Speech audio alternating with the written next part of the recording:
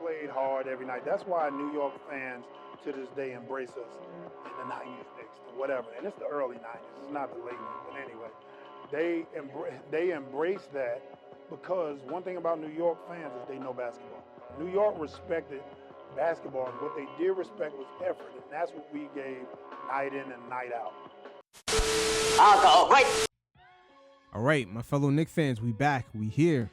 NBA Finals with the Knicks in it. Ever sounds so sweet. This is exactly what we needed. And in this segment, we're going to get into a nice mixed bag as Karl-Anthony Towns is making it difficult because he is making a great case for NBA Finals MVP after the first few games of this series. But we're going to get into it. As Victor Wembanyama, the Knicks are starting to tire him out. We see guys like Landry Shamet, OG Anunoby, and others starting to get past him and easily get to the cup. Mike Brown is starting to tire him out already. But once again, we're going to get into a nice mixed bag as we'll hear from Karl-Anthony Towns himself. Also, a couple of media members further elaborating some of the deeper dynamics that's going on in this series. Now, the decision-making of Karl-Anthony Towns in this series has been on point to start it off. Notice Landry Shamet in the corner, who has been on fire ever since, I would say, the Phillies series. So Wemby is compromised right here. He can't quite stunt in a little bit too much. So Cat is going to have more breathing room here, and he knows to attack, not settle. Cat has been attacking a lot more, and it's just the timing of everything has been important. Karl Towns trailing in transition, making sure Wemby is pulled up out of the paint. And even as Victor goes through his progressions, just picking up on what the Knicks are doing, Karl Towns continues to compromise him. As right here, you're going to see Wemby. He's going to call for help. He doesn't want to be this far up. And I thought Towns right here, he makes it perfect. He times this run perfect as JB gets blitzed. And look at him just pop out on Wemby. See, Wemby still directing traffic. And this is what the Spurs didn't have to deal with in the Oklahoma Thunder series. Hartenstein cannot pop out and shoot like this. And ever since game one, I thought Karl-Anthony Towns did a great job of just not settling. Because Wemby was pulled out for a quick second. So Karl Towns is applying pressure at the rim. But, you know, Wemby's going to change that shot. That's what he does. But this is a far cry from what we've seen from Karl-Anthony Towns in the past. He would have easily pulled up from 3 right there. But again, we in the motherfucking finals, man. Woo! That shit feels so good to say that. And there has been something different about Karl-Anthony Towns. I can't explain it, but going into game 1, I found it quite interesting on something that he said. It's almost a spiritual thing to it. I don't want to sound sugarcoating or anything like that, but Shaq, you would know what I'm saying. I don't know what it was, but I just felt a calm and a peace that, I don't know, had to come from the woman above. So I felt really confident about today. I felt good. You know, I felt like a kid. It felt like it was just fun out here. This is something that as a kid you always dream about. You always hope that you just hope to be an NBA player, let alone to be in the NBA Finals. And all day it was just a weird feeling. It felt like I was a kid getting ready to go play my Saturday AAU games and Sunday AAU games. And in a way, I felt like I was seeing her in the stands, and it was fun. It was really fun, and it was really comforting because, you know, game 1 of the NBA Finals, you're told how the pressure is going to be and everything is, and I don't know. It felt like a certain presence was here that was very comforting and very loving, and I felt like I could have fun out here in game 1 of the NBA Finals, which is the weirdest thing because you would expect to have the pressure at the highest. Yes, rest in peace to your beautiful mother. I appreciate it. You know, just looking at Karl-Anthony Towns and throughout his career, he is actually primed for this exact moment. You look at him going through that 7-game series with Jokic just a couple of seasons ago, and even transitioning with the Knicks. This is the second team he's been on that's actually prepped up to be in the NBA Finals. So right now, this is his exact moment to shine. He's experienced the heartbreaking losses and the 7-game battles against an MVP like Jokic. And he has reacted great. I believe a lot of the learning experiences from that series, you're seeing it play out. The way he's utilizing being a stretch 5, just compromising Wemby, making him exert more energy, strategically attacking the paint when Wemby's on the bench, getting some rest. I mean, we're seeing everything come full circle. Look at this pass right here from Karl-Anthony Towns. On 3 players. Sheesh. We got to keep in mind in this series, Karl-Anthony Towns is the one with the favorable matchup, not Jalen Brunson. So just dealing with Wemby, it's a tall task. But when you look at the rest of the Spurs players, they're all small. So just being aggressive like this, even if Wemby blocks Cat, just tire him out. Keep having Wemby exert more energy to defend like this over time in this series, just like how the Spurs are doing to the Knicks and Brunson. They're trying to tire him out. So the longer the series goes, the fact that they can sink guys like Castle, Dylan Harper, Vessel, all these players on Brunson is causing issues.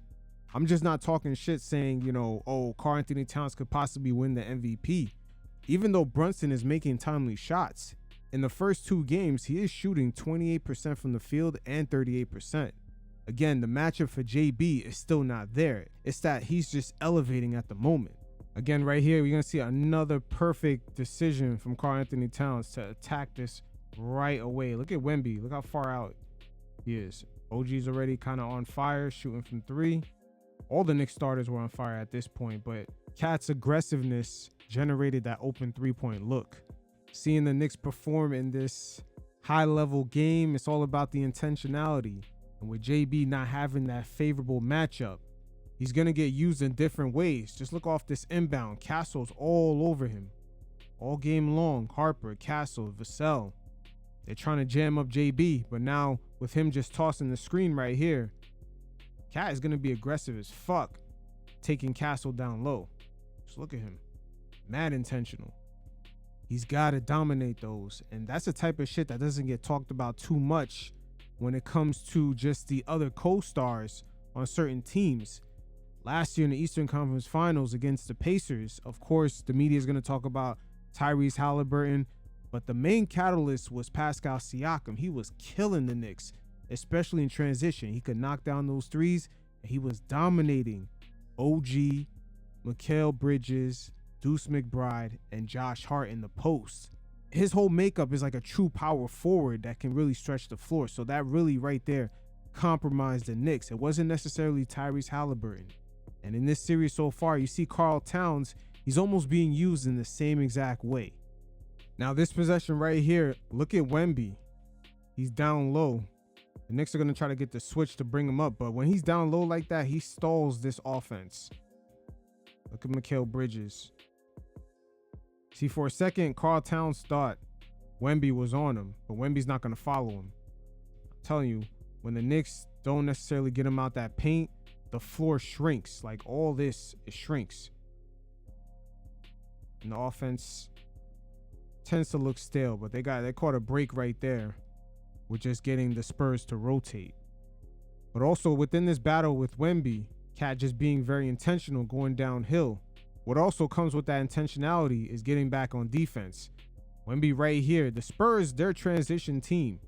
He's going to end up beating Cat. And draws a foul. So it's a two-way thing.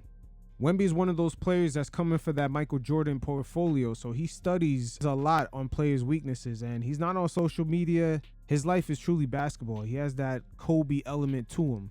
He's not at the club celebrating. He doesn't really socialize. Everything is about improving and being the best. He truly has that Mamba mentality, that real Mamba mentality. So it's really going to come down to the small details. Look at JB early in this possession. Cat staying up. Everything is intentional. JB got room to work with. Now he can head downhill. Keeping Wemby away from that paint. Rejects that screen. Welcome to the finals, fellas. It's about the smallest shit on this level that'll get you over the hump. Everybody's good. Who could out fucking detail the other? And the Knicks in this series, they have something that they could lean on that the Spurs don't, which is not having an inexperienced star. Victor Wembanyama, he's still going through his progressions right now. There has been many greats before him that have made the finals prematurely. I actually had even posted this before the series even started. Hakeem Olajuwon, 86, LeBron James, 2007, Kevin Durant, 2012, and I forgot to put Shaquille O'Neal's name up there. All these players who are legitimate top 15 guys have all pretty much gotten almost gentlemen sweeped in the finals. The Knicks in 2026, look to add Victor Wembanyama to that list. Just like LeBron James early in his career, it's only a matter of time. You got to ask yourself when he's going to get an NBA championship.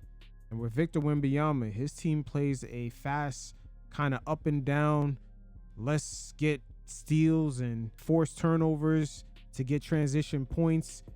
But at some point, he's going to have to slow things down and be able to strategically and purposely use his size.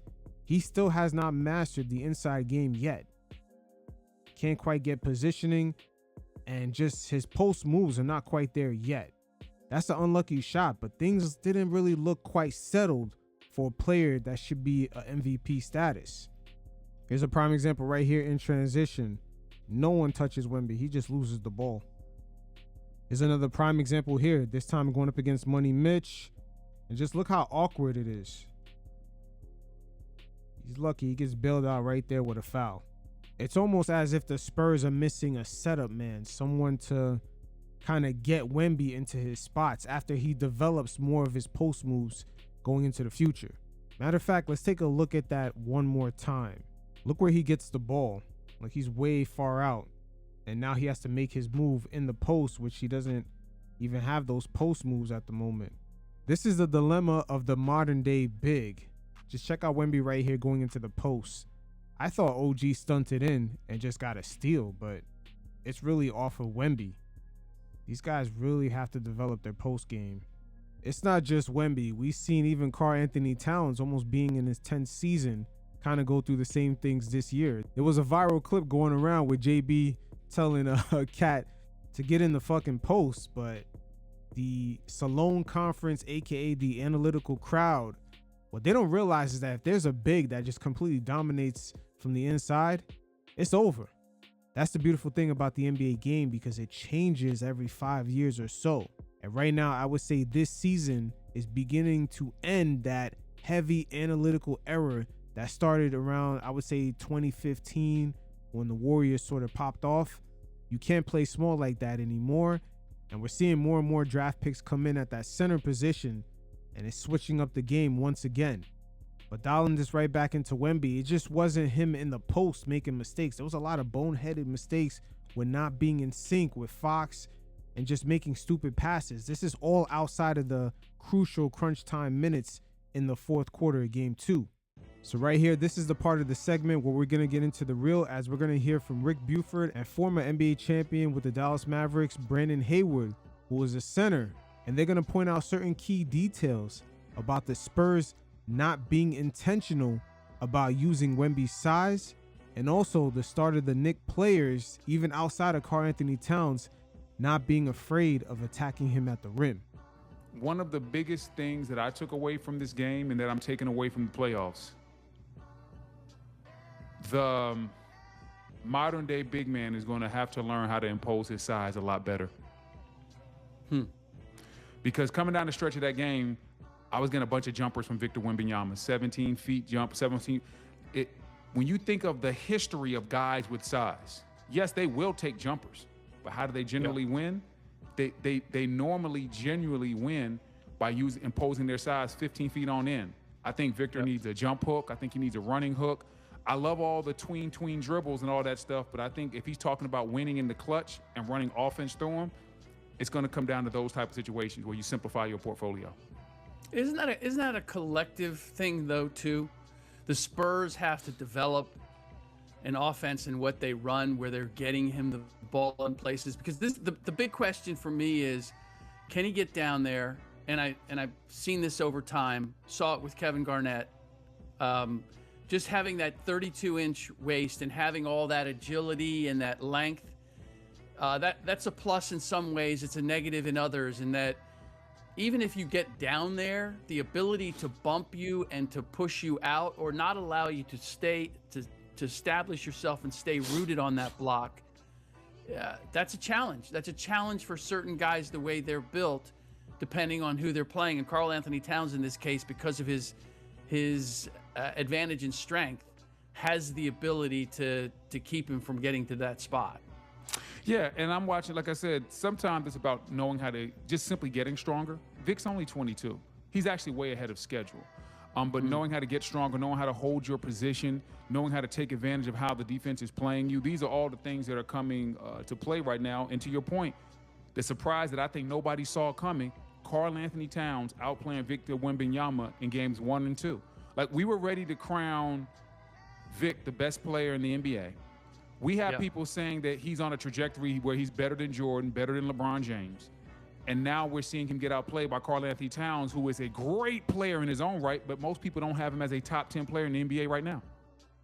Now, that's another flaw with the NBA media overall, them now being in the business of just chasing clicks online, especially ESPN. They're not going to tell you the truth of what's going on around the league. I believe Tim Legler had let it be known that Pascal Siakam, that trade to Indiana, was the most important trade, I believe, a couple seasons ago. And we've seen how that worked out with them almost winning in the NBA Finals against the Oklahoma City Thunder. But ESPN executives told them they didn't want to talk about that. That doesn't fit their algorithm. So the Knicks should have been favored heading into this series. I did not understand why they had the Spurs, especially with this young team and a young star in Wemby who averaged 29 minutes a game. And allegedly he was supposed to be MVP. No, his team did not even rely on him in the clutch. And I mean, once again, the storylines is what's really driving the clicks for a lot of the, I would say, mainstream NBA media. But make no mistake about it, the Knicks are the favorites, whether they were going to face OKC being injury riddled or this version of the San Antonio Spurs. It's amazing how they had the Knicks, regardless, not being favored heading into these finals. Can we say Karl-Anthony Towns has completely outplayed Victor Wembanyama? Did you see what did Karl-Anthony Towns say right before the half was about to end? He can't what with me. I had the sound off, so I wasn't. You didn't have to have the sound on. You could read his lips. He was walking away from a play where he just scored. He's looking at the Knicks bench. He says, "Victor can't bump blank with me." And go look it up. It's all over social media. And I will say this. If I'm going to get back in the series, if I'm the Spurs, I clip that. I clip that. I run it on a loop. Guys, this who talking to us? Hey, Karl Towns does have the experience, and experience doesn't get talked about enough when we look at what's his name? Patrick Ewing. The fact that he led 3-2 against Hakeem Olajuwon, you know, Defensive Player of the Year, the MVP, and then Shaquille O'Neal, the following season, pretty much got mollywopped and swept by Hakeem Olajuwon. What does that say about Patrick Ewing? Like this? Yeah. I'm clipping that Karl-Anthony Towns sound bite. It don't really have no sound, but I'm going to slow it down so all my guys on the team can see Karl-Anthony Towns talking, saying, "Hey, he can't blank with us." And I'm God. So how are we gonna respond to that? But when you look at what San Antonio has, and conversely what New York has, can Victor Wembanyama at this point in his development outplay Karl-Anthony Towns? Is there the ability overall for this San Antonio team to grow up before our very eyes and turn this series? That's the question. Yes.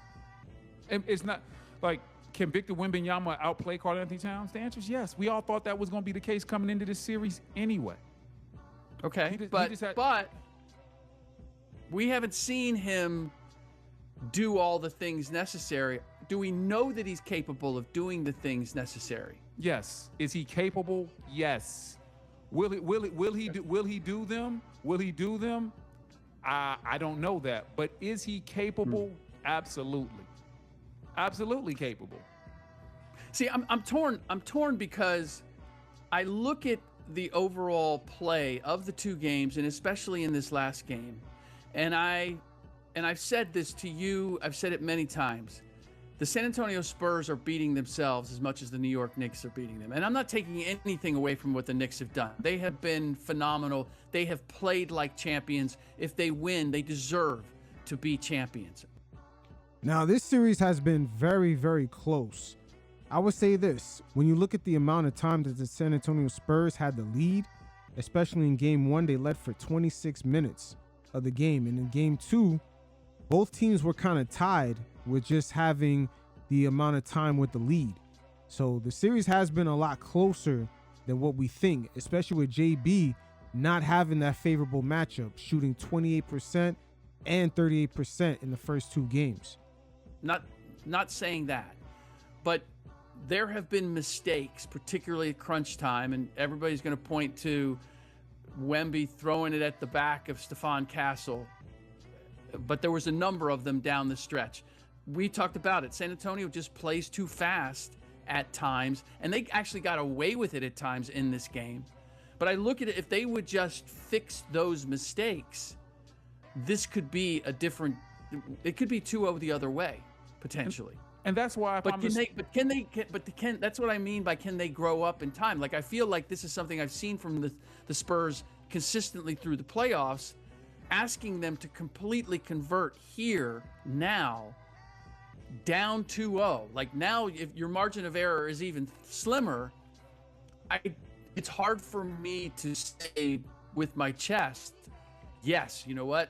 They can fix all the problems that they've had to this point because they've been so endemic. Now, let me say this. They have adjusted in the Western Conference Final Series with the Thunder. The only difference is that Isaiah Hartenstein is not a stretch 5. They have to deal with Karl-Anthony Towns and just pulling Wemby out of the paint. The Oklahoma City Thunder did not have a way of doing that, especially at that center position. That's really the main difference. You ask, can they? Yes. The answer is yes, they can. They've been in both of these games. Both of these games have come down to execution in the last 2 minutes. Just last game, if Victor Wembanyama doesn't throw the ball off of Stephon Castle's back and then double down and run over there and foul Jalen Brunson in that situation, we might be having a totally different conversation. So when I watch these 2 games, you ask, can they? Yes, they can. They have been in both of these games, and they have had the opportunity to win. Now, will they is a different question because they're about to walk into probably the most raucous Madison Square Garden crowd that they've ever seen. It's going to be a madhouse, and now the Spurs are going to have to fix all of their problems over the last 2 minutes of the last 2 ball games, and then they're going to have to implement those things in front of the biggest stage they've ever been on. Basically, your season's on the line, Madison Square Garden, the mecca of basketball, with probably the most watched NBA Finals game of all time coming up. That's what's probably about to happen. We got to see, are they going to shrink in the light? Are they going to make some adjustments? One of the other elements that I believe that the Spurs going forward are going to have to fix, and I think we've talked about this, they're relatively small. Yes, Once they you need get past Wemby. They need one more big, they need one more athletic big. Like, they need an OG type, right?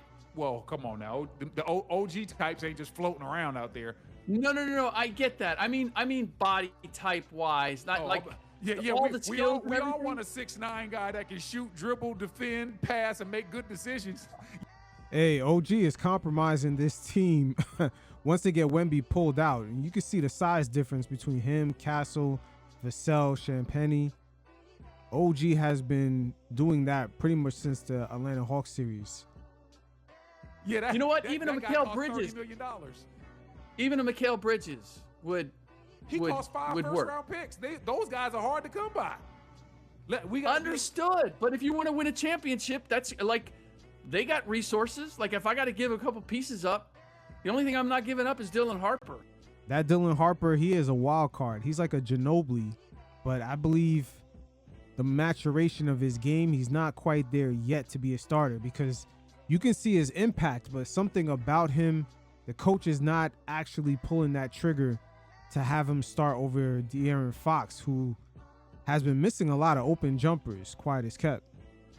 And they had that same thing happen in the fourth quarter where it's like, I said the Spurs meant the Knicks couldn't make a shot. The Knicks had the exact same thing happen again. The Knicks couldn't make a shot. And then boom, they got the offensive rebound. Like the offensive rebound, I think it was 10-5, but those 2 key moments were pivotal for the Knicks. Speaking of Landry Shamet expanding his game, this was the thing that stood out to me, and with him in particular, and with the Knicks in general, he went to the cup on Victor Wembanyama. Yeah. and score. And I've seen that with Karl-Anthony Towns, less surprising, but the Knicks in general have not been afraid to attack the rim, even with Wemby lurking in certain situations. Our team is relentless. This is the way Leon Rose designed them. You got Deuce McBride, he could penetrate. Mikal, even Jose got Wemby one time. He hit him with a goaltend. Got the ball up the glass real fast, and Wemby tried to swat it. It was too late. And even OG getting a dunk on Wemby in game 2, he got a dunk, and then he also got a layup where he just bodied Wemby. You could clearly see the series as it's progressing. The big man is starting to tire out. Not only what do you credit that to, but what do you credit the success of doing that to? Well, I think the Knicks they're not trying to attack Wemby off the first side.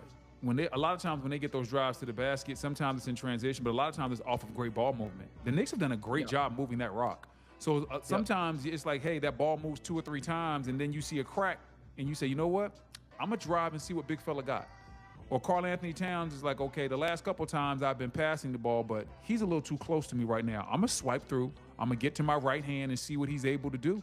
And to Karl-Anthony Towns' credit, he's been able to put pressure on Victor Wembanyama in that situation. And he's also done a great job of avoiding charges.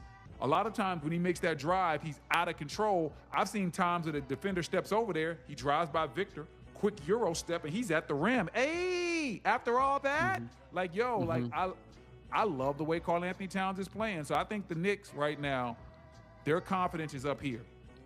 Yep. And a lot of that has to do with how they've played all season. But then they ain't lost in 40-something days, bro. They haven't lost since the Atlanta series, okay? They haven't lost, like right now when... Sheesh. The Knicks haven't lost in 40 days. The way he said it sounded like some biblical shit. But hey, it is what it is, right? They get in tight games, they feel like, yo, we can do this. Like, they were underdogs to Vegas. They weren't underdogs in their own mind. The Knicks have been winning, stacking so many wins in a row that they just have this outer worldly confidence right now, and you can see it in the clutch moments. They believe, like, yo, we here now. They 2 games away. They really believe. And if you don't think if you don't think those wins stacked up mean anything, then you don't know basketball. You start winning games consistently, it's almost like anything else. Like if you start lifting weights, over time you become stronger. You consistently start winning high leverage games, over time you become almost overconfident in those moments. And you can see that confidence just oozing out of Landry Shamet, Deuce McBride, all the role players, Jose making plays. Everybody's doing their thing. And it's just, who would have ever thought, like, JB really didn't have a good game the first 2 games of this series, and the Knicks are still humming. I mean, like I said, this series could have went 50-50 either way. Either team could have been up 2-0, or it could be 1-1. They could have easily had split it. So who knows? But at the end of the day, the media is going to have a very difficult time giving the Knicks their props if they happen to win 15 in a row and get their NBA championship. That is going to be hard for them to explain how they've been telling the viewing audience that this team was the underdog coming into the finals when they've been almost undefeated for about a month and a half. But New York City, this is your moment, and we're going to see how it plays out. Enjoy it. Until next time, you fellas stay safe. Peace.